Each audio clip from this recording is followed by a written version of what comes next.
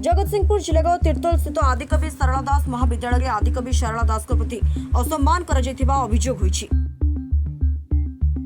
महाविद्यालय मुख्य फाटक निकट आदिकवि प्रतिमूर्ति सम्मुखें एक छात्र संगठन सदस्यता पोस्टर लगाई।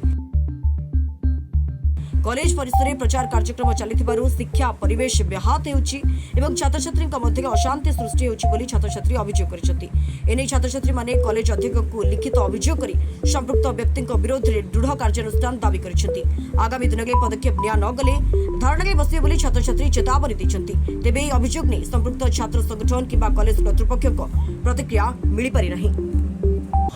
आम कॉलेज रे प्रत्येक समय जेबेठू अखिल भारतीय मुझे कॉलेज आसी पाठ पढ़ानी अखिल भारतीय विद्यार्थी परिषदर काम हो कैंपस भितर पोस्टर मारिबा, कैंपस को प्रदूषित करवा एवं असामाजिक भाव वातावरण प्रदर्शन करवा।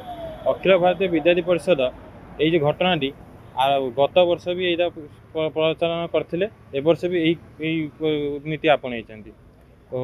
आदिकवि सारला दास प्रतिमूर्ति पाखे जहाँ का ना कॉलेज होती प्रतिमूर्ति पाखे निजर प्रचार पोस्टर मारिया, कॉलेज गेट सम्मुखें ब्यानर मारिया एसबू एक शिक्षा अनुष्ठान पर उचित नुहे।